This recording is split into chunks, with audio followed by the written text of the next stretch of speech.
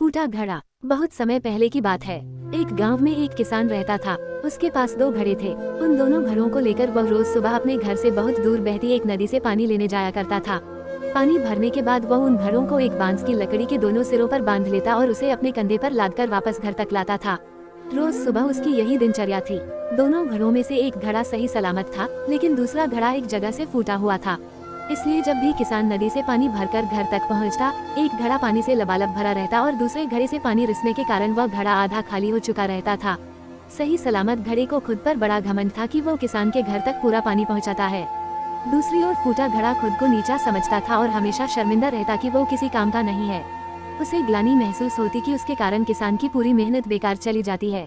एक दिन उस फूटे घड़े से नहीं रहा गया और उसने किसान से क्षमा मांगते हुए कहा, मालिक, मैं खुद पर बहुत शर्मिंदा हूँ। मैं ठीक तरह से आपके काम नहीं आ पा रहा हूँ। किसान ने पूछा, क्यों, ऐसी क्या बात हो गई? घड़े ने बताया, मालिक, शायद आप इस बात से अनजान है कि मैं एक जगह से फूटा हुआ हूँ और नदी से घर तक पहुँचते पहुँचते मेरा आधा पानी रिस जाता है। मेरी इस कमी के कारण आपकी मेहनत व्यर्थ चली जाती है। सुनकर वह किसान उस घड़े से बोला, तुम दुखी मत हो। बस आज नदी से वापस आते हुए मार्ग में खिले हुए सुंदर फूलों को देखना, तुम्हारा मन बहल जाएगा। फूटे घड़े ने वैसा ही किया। वह रास्ते भर सुंदर फूलों को देखता हुआ आया। इससे उसका विचलित मन शांत हो गया। लेकिन जब घर पहुंचते ही उसने पाया कि वो पुनः आधा खाली हो चुका है, तो उस पर फिर से उदासी छा गई। उसने किसान से अनुनय किया कि वो उसकी जगह कोई अच्छा और सही सलामत घड़ा ले ले।